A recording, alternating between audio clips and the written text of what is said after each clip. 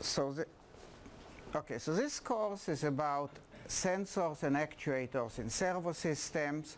We are going to cover first sensors. The second section will be interfacing, because there's a lot of know-how how to interface sensors to control systems. And the third section of the course is actuators. And we'll start the course with some historical introduction. So today we'll talk for maybe half the time about the history of servo systems, and then we'll get into the actual technical stuff. So what was the first known servo system in the world? You should know that from reading. Who was the first servo engineer in the world? Who is the first person who made a servo system? You should know that. Okay, James Watt. Because James Watt built the first successful steam engine, not the first steam engine, but the first successful steam engine, but he needed a way to control the speed of the steam engine. Before that, there was people who were just standing near the steam engine and turning the steam valve on off, but James Watt wanted a reliable automatic way to control the speed of the steam engine. Why was that important? Why was it important to control the speed of the steam engine? A bit, what is? Pardon? Control the flow of the steam. Yeah, but why it was so important? Because why did they care if the steam engine runs slow or fast? What were the first steam engines used for? Well, they were used for two things: to pump waters for mines, but that's the speed didn't matter. But they were used for the elevators to bring the miners up and down. So you really have a lot of incentive to control the speed of the elevators, right? So and that was the incentive to find a way to control the speed of the steam engine. So what I'll do is I'll show you here first, I'll show you here some quick simulation to explain how it works. I just have to find it here. Okay, so I'll show you a couple of very quick videos. And the year of that was 1788. So let me just show you a couple of quick videos. Do it full screen. So this is just a simulation showing you what a governor is. Maybe I'll turn off the lights in the front part. You'll see it better. So as the steam engine speeds up, these two weights lift by centrifugal force. And as they lift by centrifugal force, they turn the valve to shut off the steam. Okay? So if you set the weights or set the spring, if the engine goes too fast, the weights will open up and shut off the steam and regulate the speed. Okay? So let's go escape. Let me just show you a couple of other very quick 1-minute videos about that, and then we'll continue. So I'll show you the actual picture, what it looked like. This is for the picture of Watt's original engine, 1788. These are the two weights, okay? And you can see the chain on top. The chain on top was coupling it to the engine. This is the cogwheel of the big engine at the end. So the chain on top was just like a belt driving the thing. And the lever below the chain, there is a lever. And that lever below the chain was connected to the steam valve. Okay, so that's this, and I'll just show you one more video of a little steam engine running with this governor. Let me just find it. Like HP. Okay. I have a hard time finding it here. So this is just a little engine and somebody explaining how the governor works. Okay, this video is all about the governor. That's a model steam engine. You can see it opens up. Now when you start slowing down the engine, it will drop and allow more steam. I'm just going to throw a load on here. Okay, so now the governor drops because of speed drops, but as it drops, it opens the steam valve and more steam comes in. Okay? Good. Can stop that. Okay, and Now, so right after that, people became aware that you can do something called a servo, that you can use some set point to control a big thing called a plant. So you know servos maybe from electronics, but servos exist in hydraulics, in steam, in many things, not just electronics, and all they have in common the same thing. There is something we call a plant, even if it's just an op-amp, it's referred to as a plant. This is the output, let's call it V out. Now from the output you have a feedback. Okay, let's say the plant has a gain A. Okay, if it's an amplifier, it's clear, it's just gain, and the feedback is B. Now what you do with the input, you compare the feedback to a reference or to an input. So this is V in, also called sometimes the reference or the input. And what we want the output to track the input, and it senses the output to the feedback. The feedback is negative, and I'm assuming all of you took some courses so this is just very brief introduction. So from this you can write the equation, because the output is simply the input times the gain. So V out is simply the input here times the gain. Gain is A, and the input here is simply V in. Okay, so it's V in minus the feedback. If this is V out, at this point it will be B times V out, because it's multiplied by B. So this is V in, this is B V out. The difference is B V out, okay, B V out minus V in times A, okay, and that difference is multiplied by A to give you V out. So you can rearrange the terms here, so you get V out 1 minus BA. Now of course I can reverse the sign. So here if I rearrange it, I'll get V out 1 minus BA equals V in times A, so equals minus, so I'm reversing the signs to make it plus. So V out to V in equals A over 1 plus BA. And the significant, and you've seen it before, otherwise you're in the wrong class today. Now, the significance of this is that if A is large enough, if the gain is large enough, the only thing which determines the transfer function is the feedback.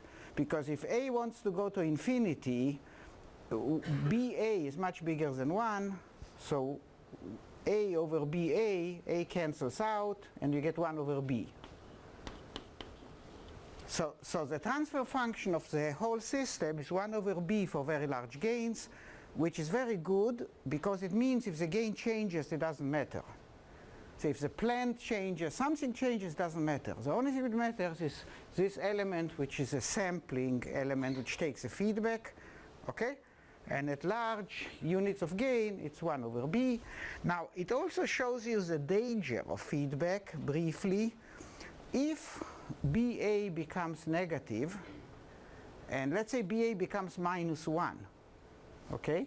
Which can happen because the phase can change. At high frequencies there is a phase shift. We'll talk more about it today. So this can start becoming negative. If this reaches 1, you'll get A over 1 plus minus 1, so it's infinity. Okay? So if you have an open loop system which is just a gain of A, it can never run to infinity. If you have an amplifier with a gain of A, you put in a signal, you get a big signal. If the gain is very big, you get a very big signal, but you couldn't have a situation where it will run away and go to infinity or start oscillating. But if you have a feedback system, and there is phase shift here, that BA can become negative, because if the phase shift is too big, it reverses the phase of the feedback, and again we'll discuss it a bit later. So this can become 0, the thing can run to infinity. So normally, if you do a transfer function, and again I'm sure you've seen it before, if this is overall, or this is V out divided by V in over frequency, an open loop amplifier typically looks like this. At higher frequencies, the gain goes down. If you close the loop, you will get a constant gain, which equals 1 over B, as shown by here. And at the end, it will just roll down. But if something goes wrong, if there is too much phase shift and so on, you'll get something strange like this, and to the point where it wants to go to infinity. Is that clear? Good. Okay. If something here is not 100% clear, you're missing a lot of background, and you should catch up on it. So James Watt in 1788, much before electronics, even before electricity, understood that concept, that you can do feedback. The plant is a steam engine. The B, the feedback, is the spring and the weight, which cancel each other. And basically, you control the valve, which drives the steam engine. Okay, and a bit after him, a fellow by the name of Nasmyth. Okay, so Watt you know how to spell, because same as a unit, Watt. This was 1788, but around 1840, a fellow by the name of Nasmyth thought this feedback idea would be a very good idea to control big machines by hand, like you do today with some hand-guided robotics, right? And the machine he wanted to control was a steam hammer, because in those days everything was done by forging and casting, still done today actually, most big stuff. And I'll show you what a steam hammer looks, because I don't think you've ever seen one. And then I'll show you how it works with feedback. So first to find, okay, so this is what a steam hammer looks like, and it's a huge thing. Look at the size of the people behind it. Okay, you take a billet of red hot steel, okay, and you can't stay too close to it, and you hammer it until you shape it into the right shape. You may not be aware of it, but all big machinery is still done like this today.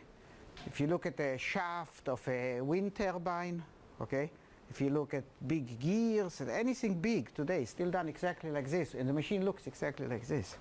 Okay, so the trick is how to control it if you want to forge like an octagon or square, and you have to forge it very accurately. So the trick was some kind of a servo, and I'll show you now a quick video to show you the servo. So, oops, sorry. So this is a much smaller steam hammer. If you watch, it's a bad video, if you watch the right hand of the operator, the big hammer follows exactly the right hand motion. See, when you, not the left hand is something else, but if you look at the right hand, see, when he moves the right hand, the big hammer exactly follows. And matter of fact, when Nasmyth was demonstrating the steam hammer, and this I'm talking about the big one in the previous picture, so when Nasmyth was demonstrating it, he would take an egg and put it in a wine glass, okay? So in this steam hammer, to demonstrate the quality of the servo, he put inside an egg in a wine glass, and he showed that he can crack just the top of the egg with this huge hammer. And then they took out the egg and put in a 100-ton billet, and he could hammer it. So this was done because the big hammer was servoed to the handle.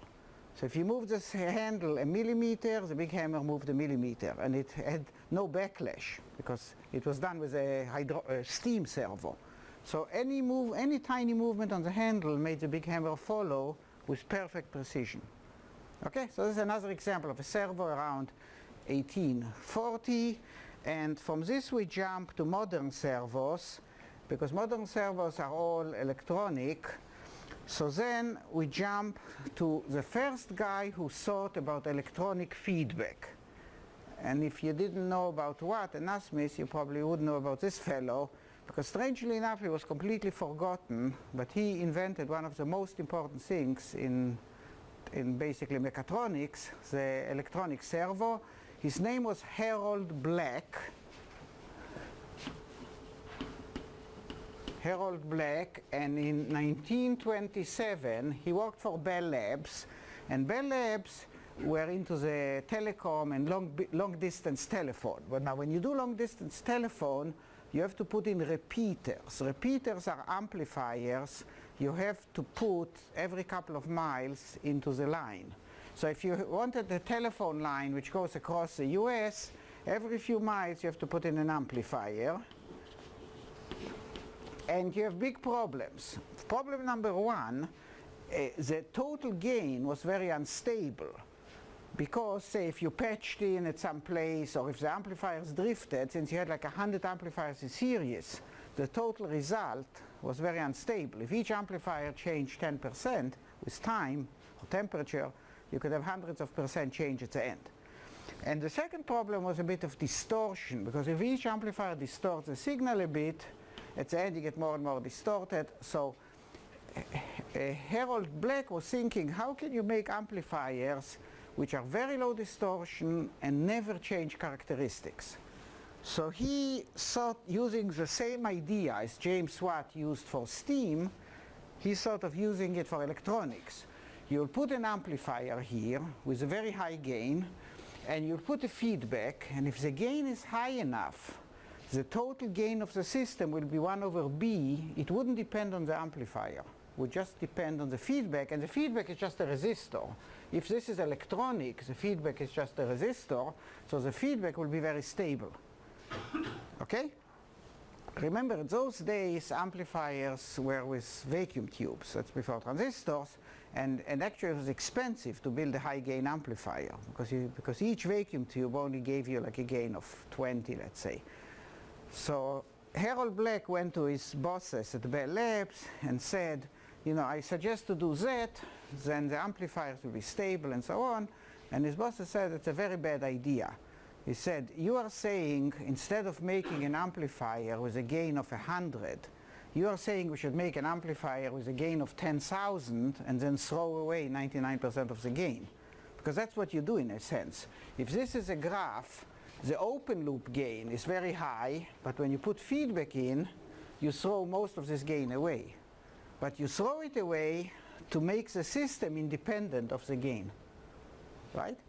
So his boss said it's a very bad idea. We can't understand why you want to throw away 99% of the gain. And he argued with them and argued with them, and like so many historical breakthroughs, it wasn't appreciated right away.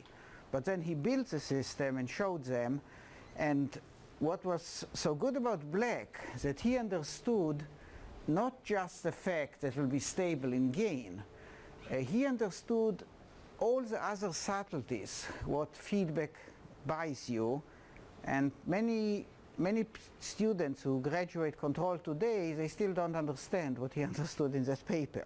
The paper is available on the internet. If you Google Harold Black, you can see it, but I want to explain some of the things he understood and their importance. So let me show you Black's paper, which, as I said, it was reprinted many times and available on the internet. Okay, so this is Black's paper. Okay, and let me talk a little bit about the subtleties he understood. So the first thing he understood, besides stable gain, that a system like this will have much lower distortion than an amplifier without feedback. Okay? So now, if you paid attention in previous courses, you would know why a feedback system which have much lower distortion. Could somebody explain it?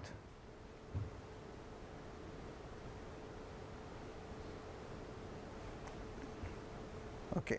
How many here took any control course in the past? Oh, not that many actually, about half. Okay, so the ones who took some control course in the past, okay, you have a better chance of answering. Why would that system greatly reduce distortion?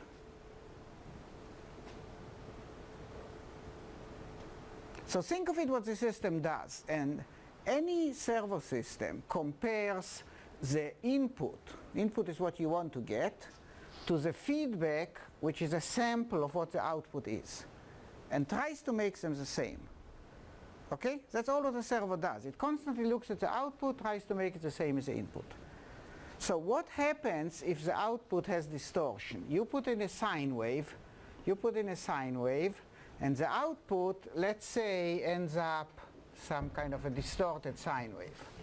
Okay? So if you do that, what will the system see? It will see here a, say, smaller version of the output, because it samples the output. We'll compare it to the input. So what will it do? It will try to force the output to look like the input. Because if the system takes the difference between this and tries to cancel out the difference. Okay? So if the output is distorted, and this is not distorted, if you subtract them, you get some error signal. What you get at this point is the error signal. Okay? But if there is distortion on the output, it will show up as an error signal because the output doesn't look like the input. And if there is an error signal, it will force the amplifier to cancel it. Is that clear? Okay. But you should have known that if you took control courses, so maybe you should refresh a bit, like control theory, because otherwise the rest of the stuff I'll talk about you would have a hard time understanding. So what I suggest is kind of for this weekend, do a 1-hour refresher on control theory. Okay? So Black understood that and pointed out that not only would it fix the gain when you connect a bunch of amplifiers in series, but it will reduce the distortion a lot. And that's a very important thing. Think of audio amplifiers. Everybody is worried about distortion in audio amplifiers. But if you put feedback inside, they have less and less distortion. It will reduce the distortion by basically the amount proportional to the excess gain. So if you have an amplifier which has a gain of 100 and you close the loop and give it a gain of 50, there is not that much excess gain to fight distortion and so on. But if you have an amplifier with a gain of 1,000,000 and you use it at a gain of 100, the amplifier has a lot of gain to detect any small difference between these two and fight it. Okay? For example, if you look at an op-amp, the open loop gain of an op-amp is typically 1,000,000 to 100,000,000. If you look at the spec, it says 80 dB, sometimes it's in dB, but you know how to convert, right? So a gain of 10 is 20 dB, and it's a logarithmic unit. So anyway, if you look at most op-amps, they have 120 dB, okay, which is 1 to 1,000,000 voltage gain. But when you use them, you usually need a gain of 10, a gain of 100. So when you look at most op-amps, you are only using it here, and you are left with a huge gain inside to fight the errors. Is that clear, that whole thing? Good. So Black understood that and said, if you do that and throw away most of the gain, in other words, if you make A go to infinity, like be very high, not only will we get a constant output 1 over B, but the distortion will go down a lot. Roughly go down by how much excess gain you have in the system. Okay? But Black understood something else, which is very critical. In amplifiers, you like to have usually a high input impedance in order not to load anything, but you like to have a very low output impedance. And why do you like to have low output impedance in an amplifier?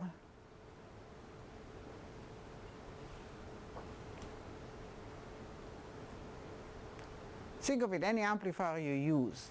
Is it better to have a high output impedance or a low output impedance? Think of a power supply, which is also a servo system. More efficiency? Pardon? More efficiency? It is somewhat related, but that's not the main reason. See, what would happen if an amplifier or power supply will have a high output impedance? Voltage drop? Exactly. As soon as you load it, the voltage will drop. Makes sense, right? Because if you have a box, a black box, which is an amplifier, and the amplifier has a high output impedance, it looks like an amplifier with a resistor in series. And that resistor is Z out, the output impedance. So as soon as you load it, you get a voltage divider, the voltage drops. So an amplifier, the voltage will drop, a power supply voltage drop. So you want to have as low an output impedance as possible, so the voltage is stable. Okay? So how does the negative feedback affect the output impedance? So then you start thinking, let's say if you load this. What happens if you load this and the voltage starts dropping? What will the servo do? You get an error signal? Pardon? Your error will... Your error will go up because this voltage is compared to the reference. If the voltage starts dropping, the servo will fight you, will start to pull it back up. So if the gain was infinite, and most servos are designed with a very high gain, if the gain was really infinite, the output impedance will appear to be 0 because when you load it, it doesn't drop up to a point where it can't keep up with the current. So if you draw the voltage, say this is, let's call this current and this is voltage.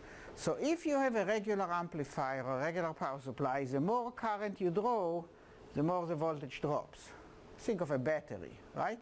But if you have feedback inside, you draw more and more current, but the voltage doesn't drop until it no longer can supply enough current, and then it collapses. Okay? So the tilting graph is like something with no feedback. The flat one is something with feedback, like a regulated power supply. Is that clear? Okay. Again, if anything here is not 100% clear, you really lack the background for this course, and you wouldn't be able to understand anything in this course. So you have to catch up on your own. Okay? Good. So Black understood that A, the gain will be constant, B, the distortion will go down, C, the output impedance will appear 0 or near 0, and if you're talking about a more slower responding plant, it has one other advantage, which in this case, in case of an amplifier, doesn't apply, because an amplifier has very low inertia. As soon as you connect the signal, it comes out amplified. But plants which have inertia, the feedback gives you one more advantage, and this is much faster response time, and I'll explain why. Let's say you have an oven without feedback. So if you run the oven at very high power, it will get too hot.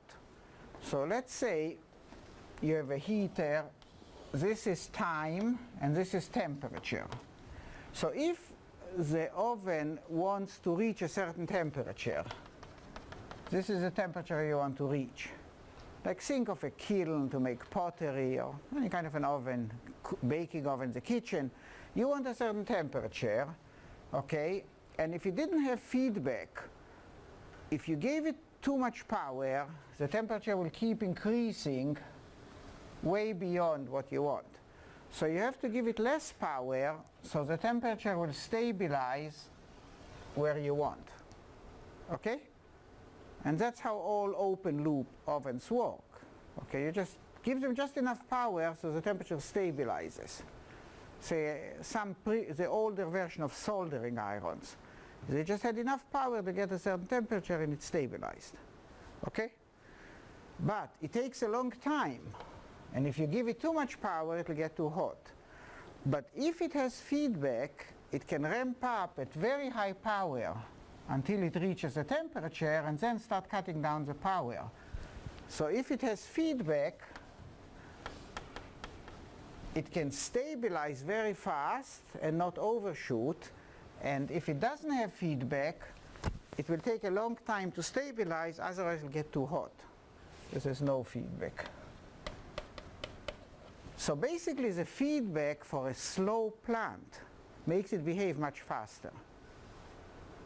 Is that completely clear? Good. Okay, so this guy Black understood all these things, wrote this classic paper, strangely enough was totally forgotten, to the point that last year there was a book published about Bell Labs. The book is called The Invention Factory. And it was quite popular last year. And the book lists all the great things which came out of Bell Labs, like the transistor, information theory, but it doesn't mention Black even in one word in the whole book. So he was forgotten to that degree. Okay, good. So now, but there was a clever student at Stanford University who did a master's degree in controls, and he needed to stabilize an oscillator, because at those days, when you built an oscillator, as soon as you change the frequency, the amplitude changed. Because oscillators in those days were just a LC circuit, coil and capacitor, but since the gain changed with frequency, when you change the frequency, the amplitude changed, and that was very annoying. So people wanted an oscillator that you can change the frequency, but the output stays constant, just like all oscillators today. So there's a student who did a master's thesis, and let me show you that. And he came up with a feedback idea. So he said, this is, again, vacuum tube days. The year was 1939, okay? And what he did there are two triode amplifiers which act like MOSFETs, basically. If you think of today's chips, these act like MOSFETs. But he put a lamp, it says R19 lamp, and there is it says there negative feedback in series with one of the lamps, okay? And the way this works, that an incandescent lamp changes resistance a lot as it glows brighter and brighter. Because it glows brighter, the filament gets hotter, and if the metal gets hot, the resistance goes up. You know that, right? For example, if you take a light bulb, a regular incandescent light bulb, and it says on it 120 volt, 120 watt, okay? And you measure it with an ohm meter, how many ohms will it read?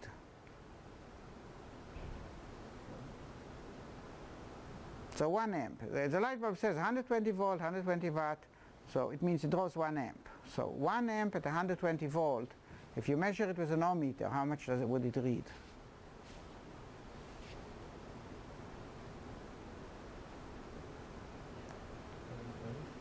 Okay, so you're saying 120 ohm. Any other opinions? Did you ever try to measure a light bulb with an ohm meter?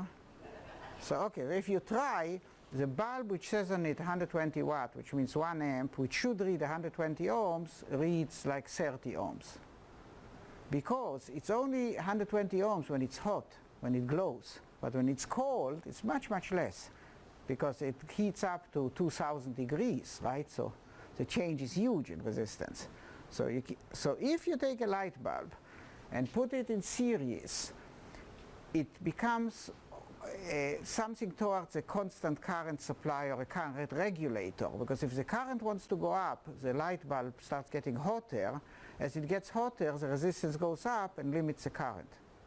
So one of the earliest type of current regulators was just a light bulb.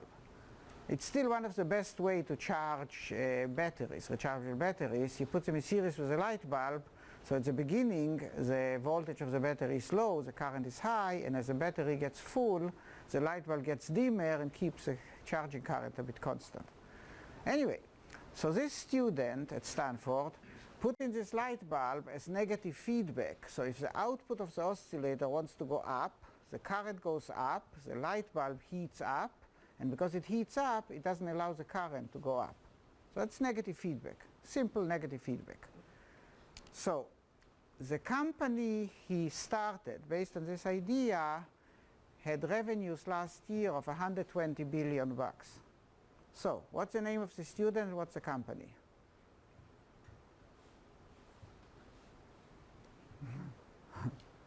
Come on, guys, here. I see you are weak on history of technology. Okay, here, I'll show you the product. Maybe this will give you a hint. That's the product. The circuit you saw before is a circuit diagram of this product. And that was the beginning of a company with today's revenues $120 billion. One of the biggest companies in the world.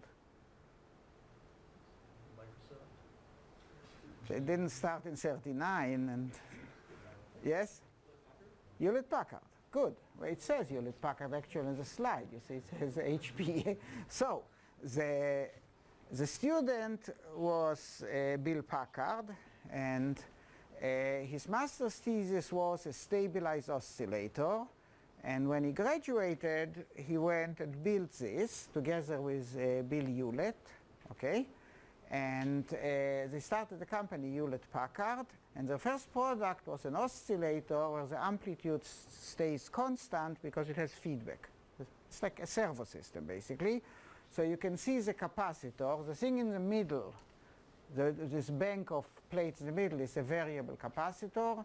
So the way it worked, it had, you can see from the schematic how it worked. But basically, it was a RC oscillator, I think, because you know you can build an RC or an LC. I think that was an RC oscillator.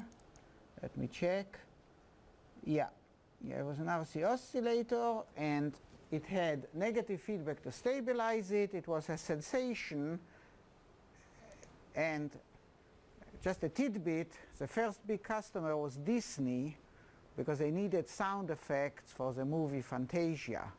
So they bought 7 of those oscillators. So it was the first customer. Anyway, the rest, there is an HP virtual museum online, and you can see more pictures and a history of that. So this took control theory. So Black took control theory from mechanical systems to electronic systems, and people started using it. Everybody used it at the beginning. It was a huge advantage, like Bell Labs used it, and Hewlett-Packard used it. And basically, that's how it went on. And the next big step was in World War II, around 1942, where what's called today modern control theory was developed. And the reason why this control theory, sometimes referred to as PID control. You heard the term PID control, right? Yeah. So usually here in the feedback, you have proportional elements, and you can put derivatives or integrators, as you learned in the control courses. So in general, it's called PID control because you can use here proportional, integral, or derivative to match the job. But there is something called modern control theory, which uses all kinds of more sophisticated ways, not just the feedback. A lot of times it uses feed forward. You know the term feed forward? Yeah. So, and predictive servos and state variables and more complicated things. Today, servos today actually use machine learning techniques. They just try to anticipate and learn. So who is a fellow who took control theory from this, which was fully explained by Black, to the next level with all these learning ideas and feed forward, what's called modern control theory? Who did that? Pardon? No. He contributed a lot, Kalman Filters, but not, he didn't move control theory to the next level. Somebody else at MIT was professor at MIT. I think MIT. Norbert Wiener. Did you hear his name, Wiener? Okay. Norbert Wiener, and he did it in roughly 1940. And what was Wiener's motivation? Do you know the background? Why is a big interest in servo systems in 1940? So usually there's a reason why people work on a problem. Yes? Pardon? No. There, at the same time, there was also the Norden bomb site, which did use some of these elements for bomb targeting. There was a Sperry and Norden bomb sites, but that is not Wiener's work. But you're very close. Well, in a war, remember the war, you either shoot or bomb. So it wasn't bomb, it must be shooting. Right? So what did they want to shoot in World War II, which was so difficult and needed big servos? Aircraft, okay? Because what happens that at that time they already had radar. They could see the airplane with radar even at night, okay? But it's very tricky to automatically track an airplane. Especially if you don't see it at night, only the radar can see it, right? But even if you see it, it's difficult to track an airplane. First of all, because obviously if the airplane is flying and you aim the gun at the airplane, by the time the shell will reach the airplane will be somewhere else. So obviously you have to aim the shells ahead of the airplane so they will meet. But it's much more complicated than that, because there is crosswinds. So if the airplane goes this way and you aim the shell this way, they not necessarily meet, because any crosswind will cause like this. So first you have to estimate the crosswinds. But it's even more complicated than that, because anti-aircraft shells have a proximity fuse. What a proximity fuse is, it makes the shell explode even if it missed the airplane, because otherwise most of the shells will do no damage. So as it flies by the airplane and the shell senses it's moving away, it explodes. Okay? So the pilot sees he's being shot at, because the pilot sees shells blowing up in the air, and he's taking a evasive action. So not only you have crosswind and you have to go like this and guess where it will hit, but the pilot, when he sees the shells, does this. So it becomes a very complicated control theory, including some unpredictable components, because there is a human in the loop which tries to defeat you. So Wiener builds the first advanced control system which includes all these things, plus it has a model of the pilot's psychology. Because statistically, they looked what pilots did when they were shelled. And let's say 70% of the pilots did this way and 30% did this way. Okay?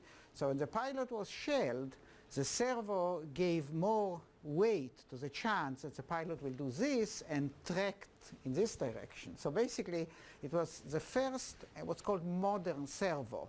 It had an estimator for the errors and a predictor for what the pilot would do and a regular servo to track, and it was a complicated thing. And it was put in use. The work started in 1940, and 1944 was deployed very, very successfully. Hundreds of those anti-aircraft batteries were deployed and shot down many German planes, and mainly German planes and Japanese planes. It's quite amazing to take such a complex system in 2 years from concept to deployment. Okay, and that was the work of Wiener. So he wrote the classic book, which unfortunately is very heavily mathematical. It's not that readable. It's called something about the estimation of time series, but it's very mathematical. But he wrote a bunch of popular books, and he used the term cybernetics, which some of you may have heard, right? I don't think he invented that term, but he called this whole modern control cybernetics. And he wrote about half a dozen very popular books of all the uses of cybernetics, which are still interesting to read. But, okay, so that's a short history of control system. And from Wiener's time till today, there was really no new idea in control, but many improvements. Because this concept that you can make a sophisticated control system with machine learning and this and this and this, it becomes better and better as computing power gets better. But conceptually, what a control system can do and cannot do and so on, it didn't really change from Wiener. That was the last conceptual breakthrough in control, because what he included is already elements of machine learning. This learning the pilot's behavior and predicting and all this was already precursor of today's machine learning.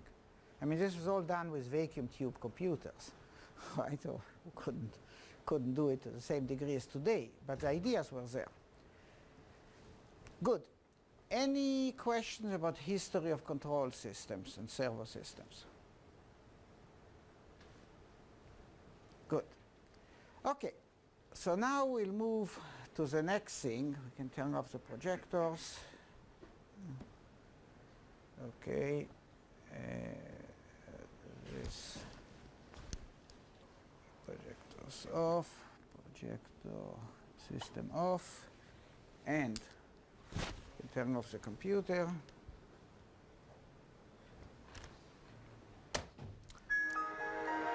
Okay, good, and we don't need this. Good. So now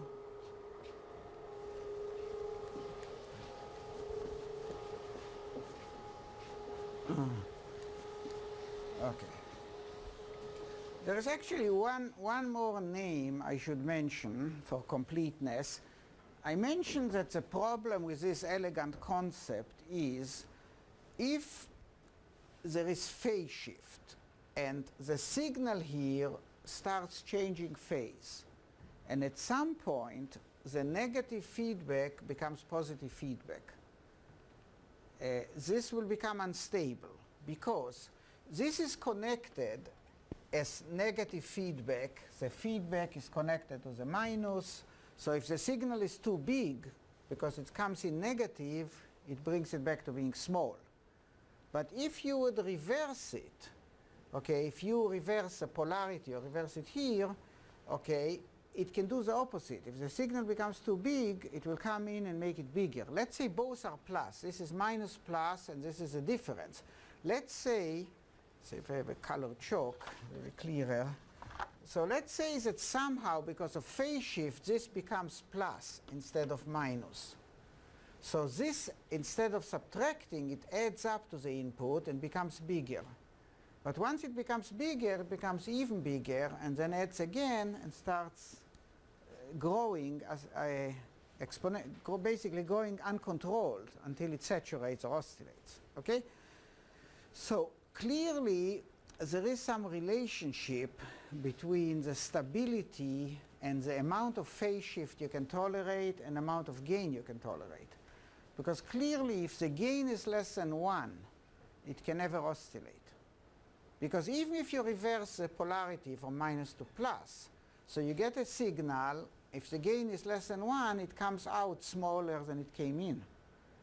Once it comes out smaller, it's sent back again with plus, but comes out even smaller.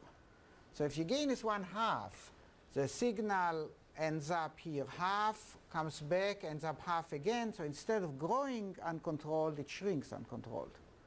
Okay? So clearly, for a system to oscillate, the gain of the plant, A, has to be more than 1. Is that clear to everybody? Good. Now, and if the gain is, let's say, more than 1, 2, 5, 10, if that phase shift is small, it wouldn't oscillate. Because if this has no phase shift at all, everything will be perfect. It will take the difference and control it perfectly. Now, if the phase shift is small, it's not going to make a big difference. Okay, it only starts becoming a problem as when the phase shift becomes so big that instead of taking the difference, it takes the sum. So at what phase shift will it be the sum instead of the difference?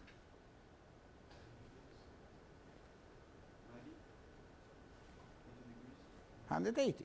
But when does a difference become a sum? When you flip the sign. So if you have a sine wave,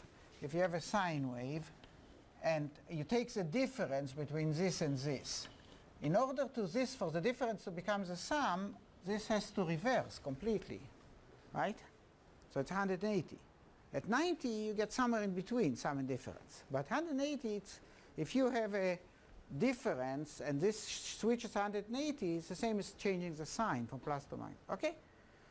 So it starts becoming clear that for this to oscillate, two things have to happen. The phase shift has to be 180 degrees and the gain has to be more than 1. Now, if the phase shift is less than 180 degrees, let's say it's 170 degrees, it will still oscillate, but the gain has to be more than 1. Okay? Because it's not exactly the difference. Right? If the phase shift is like 90, it probably will never oscillate. But you can calculate that, because you can calculate the value of this, because this is a transfer function, and this transfer function produces a graph which I drew there. This is V out, V in, and again, if this was the open loop gain and everything was perfect, okay, the closed loop gain will look like this. Now, if the phase shift starts building up, this starts reversing polarity and cancelling the 1, and then it will start what's called peaking. The amplitude will start growing, And it always happens at this end. In other words, when it starts becoming unstable, it looks like this. And then if the phase shift goes even higher, then it starts oscillating. It goes to infinity. Now, can somebody explain why is the problem always occurring here at the end before it rolls off? Like it will never oscillate here in the middle. It will always oscillate here. So I'll give you a hint. When we talk about phase shift, what is the physical cause of phase shift? What causes phase shift? Delay. Very good. Okay, so several of you answered right. So delay causes phase shift. So now think about it, and now tell me, why would it always oscillate at the end? Yes. And more signal through, so a delay makes it bigger. very good. Because the higher the frequency, the same delay makes a bigger phase shift. For example, if I have a sine wave and I have a delay of this much, this is delay. Okay? Make it more clear. Delay. So if I have this delay, the sine wave will look like this, and the phase shift will be, let's say, 30 degrees. Just to make up a number, 30 degrees. But if that sine wave is twice the frequency, the same delay, exactly the same delay, now will give you a bigger phase shift. Right? If the frequency of the sine wave doubles, the same delay now, let's say, gives me 60 degrees phase shift. And if the frequency of the sine wave goes up and up and up, at some point the same delay will give me 180 degrees phase shift. Right? If this delay equals to half a sine wave, so if I go to a sine wave like this, where this delay is half a sine wave, when I draw it with a delay, it will look like this. It'll have a 180 degree phase shift. Is that clear? So the same delay gives me a bigger and bigger phase shift. So at some frequency, the same fixed delay will actually reverse the phase completely. So the negative feedback will become positive. Is that clear, everybody? You better stop me if it's not clear, because you wouldn't be able to follow the rest. So, is that clear why the same delay, no matter how small, at some frequency will give a 180 degrees phase shift, and then the feedback will become positive and it will oscillate? Okay? So why doesn't it oscillate here? Because here the delay will be even a bigger phase shift. Because then it starts going the other way. Once you pass 180 degrees, then you're going back towards zero. True, but that's not the reason, because then it will oscillate maybe at some other point where it's again no, it's a much simpler reason. The system gets smaller with higher frequencies. The system gets what? The response gets smaller. There is no gain, because here there is no gain left, because this is a gain curve. So at some point there's no gain, and we already established intuitively if the gain is less than 1, it cannot oscillate, because each loop it becomes smaller. So basically, if you take the wrong feedback, if you flip the feedback from negative to positive, and you put it into a system with a gain smaller than 1, it will look like this. It'll get smaller and smaller and smaller, because each time it goes through the loop, signal gets smaller. But if you flip the phase and you put it in a system where the gain is bigger than 1, it'll be the other way. It'll get bigger and bigger and bigger, because each time it goes through the loop, it gets bigger. So if the gain drops below 1, it doesn't matter what the phase shift is, it can't oscillate. So from this we can make some law that the threshold of oscillation in any system is when the gain is 1 and the feedback reverses the phase. In other words, the phase shift 180 degrees. So if G, which is gain, or the system gain, okay, if the gain is actually, in this case I called it A, so maybe we stick with A. So if A if A is greater or equal to 1 and 180-degree shift, this is a threshold of oscillation. So anything above that, if A is bigger than 180-degree phase shift, or even if A is much bigger than 1 and even this is less than 180 degrees, it can start oscillating. Okay? But this is a threshold condition of oscillation. Certainly nothing can oscillate if gain is smaller than 1. Okay, so this is basically a very good rule to remember, that this is a threshold of oscillation in servo systems. And who is a clever guy who came up with this rule? It's called stability criteria, and named after another clever guy who worked at Bell Labs, who came out with that in 1936, roughly. So, you know the name, but you just don't connect him to the formula. Nyquist. Have you heard the Nyquist criteria? So at least some of you did. Okay, so this rule, the guy who formalized it was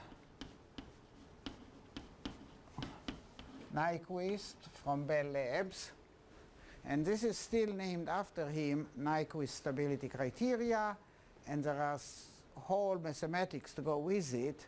When you look at poles and zeros of a system, how can you figure out if it's completely stable, conditionally stable? And this is just a highly simplified version of his work, but what's important is this criteria. That's the most important thing. But he actually provided the tools to draw graphs, which are called Nyquist maps, which graphically show you the stability, or mathematically show stability. Okay, so basically when you have an amplifier and you connect it with feedback, and you test it with a scope and oscillator, if the graph comes out like this, you don't worry at all about stability, because you know there is no tendency to oscillate. But if you take this amplifier and you plot it and it looks like this, then you start getting a bit worried, because you say somewhere there's a phase shift developing which can destabilize it. Because if it's this, if something changes, it can become this and oscillate. So this thing in telecom is called peaking,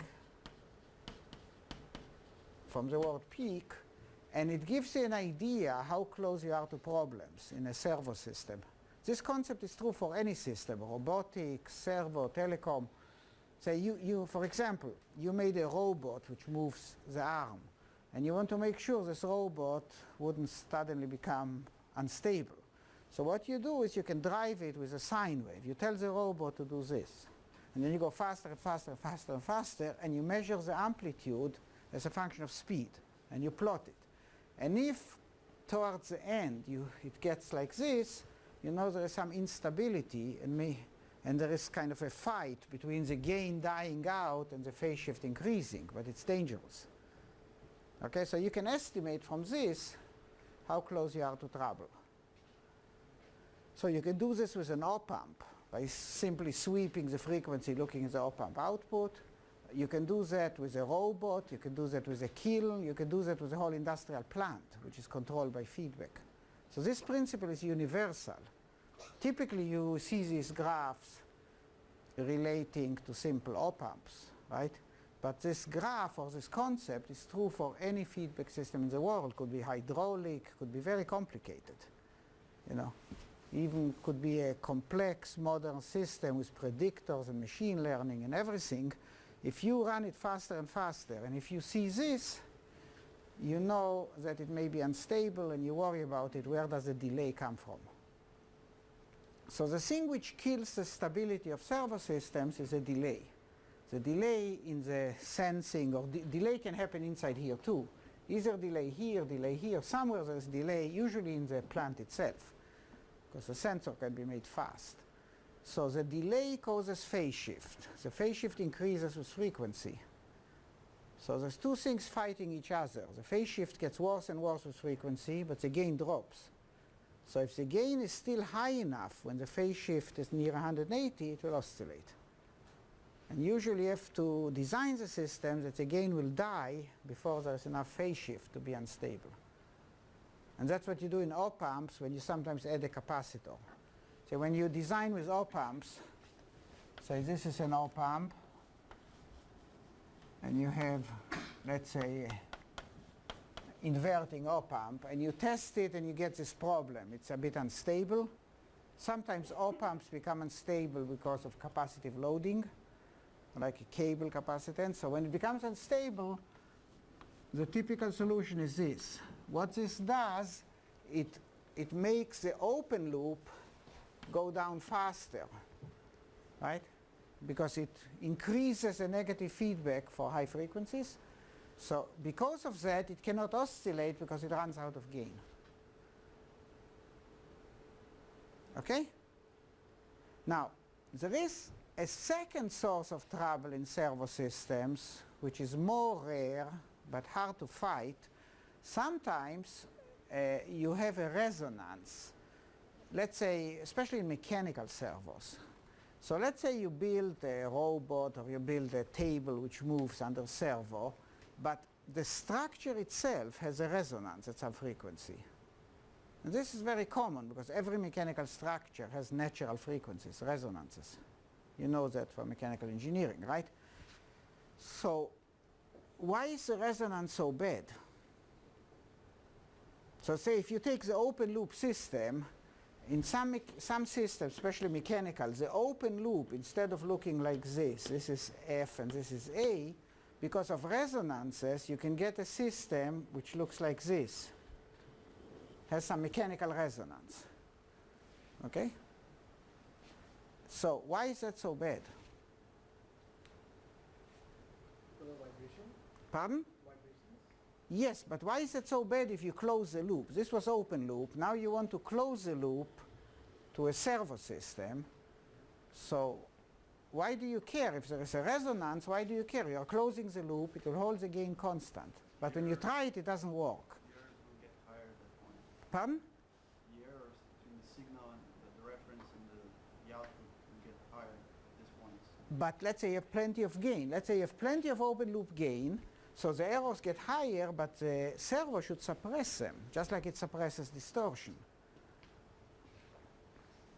But in reality, if you have a resonance and you close the loop, it doesn't behave like this. It actually goes crazy where the resonance was.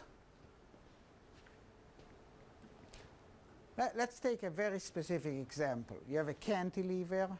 You want to flex it with an electromagnet. So you have a cantilever, you put electromagnet, the current bends the cantilever. But every cantilever has a resonance because it's like a tuning fork. Okay? So let's say you take a cantilever which resonates at 10 hertz, but you try to move it with a coil from 0 to 100 hertz. So at 10 hertz it has a resonance, but the servo should take care of it, should force it. But when you try it, it doesn't work. The servo goes crazy at 10 hertz. Why is that? Because it critically is stable. Pardon? Yeah, but why? What is the underlying reason why suddenly the servo stops working when it hits a resonance? Because your feedback also goes way up. Yes, the signal goes up, the feedback is constant, but the error signal is big but this is supposed to cancel it, right? Let's say at the resonance frequency this goes up, but this is supposed to bring you back a big error signal, and the big error signal should suppress the resonance. But it's not instantaneous. Pardon? But it's not instantaneous. You're getting closer, but because that's what a servo does. If there's an error, it suppresses it. If there's a big error, there's a big current trying to suppress it. But you try it, it doesn't work.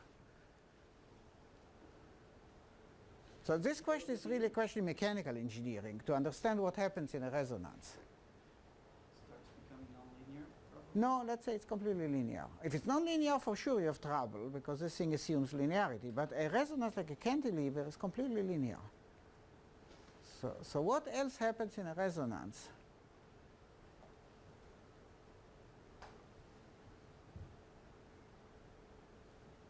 Okay, so is a resonance a first order system, a second order system? Second, good. And what happens to the phase in a second order system? Because in a second order system you draw amplitude and you draw phase. So what happens to the phase in a second order system? That's a mathematical question. It has nothing to do with servo. Okay, the phase changes 180 degrees. If you look at the differential equation of second order system and you draw amplitude and phase, any resonance implies a phase shift. It could be much higher than that, but at least to be a second order system, the phase changes 180 degrees. But this whole servo doesn't work if the phase changes 180 degrees. As a matter of fact, by that point, there may already a phase shift. There may be a phase shift even without the resonance. So it doesn't even have to change 180 degrees. It only has to change by enough that the natural phase shift plus the resonance will push it 180 degrees. But the resonance alone will push the phase shift 180 degrees just by the second order equation. Because resonance, the driving force and the position are out of phase. And at resonance, they wildly reverse phase. Just look at the graphs of a second order system. So any resonance implies wild phase shifts. And the wild phase shifts will reverse the feedback polarity and instead of negative become positive. And that's a big problem in servo systems. And if the resonance can be very steep, the phase shift can be huge, much more than 180 degrees.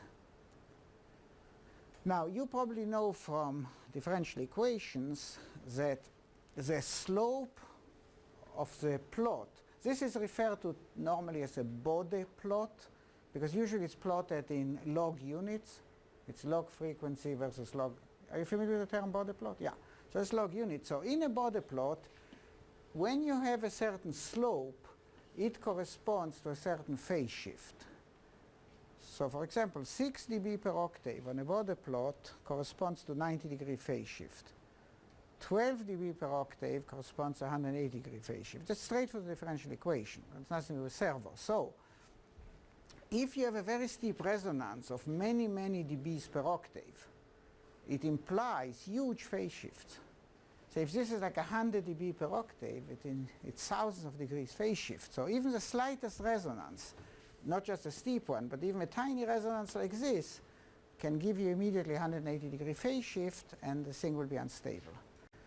So the two big problems in servo systems is delays, which cause phase shift. And delays usually come from the plant, not from the sensing. And we'll talk about it later. And if you have any resonances, they cause huge phase shifts and delays. Okay? But the biggest problem is that if you have something where the output is not in phase with the input, okay, that's the phase shift. So when things resonate, if you take a cantilever and you drive it by hand and you measure the position, near resonance, the tip position doesn't follow your hand position. So actually it could be an antiphase. Okay? So because that implies a huge phase shift. It means you can never stabilize it. Okay. Is that clear? Okay. So what I suggest that most of you, if not all of you, do a quick refresher this weekend on servo. I know you took the courses, I know you learned it, but I also can see your retention isn't that great.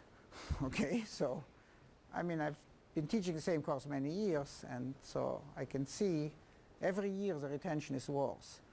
Okay, it's not that you didn't understand it at one time. Your retention is that all the things I asked you today you should have known.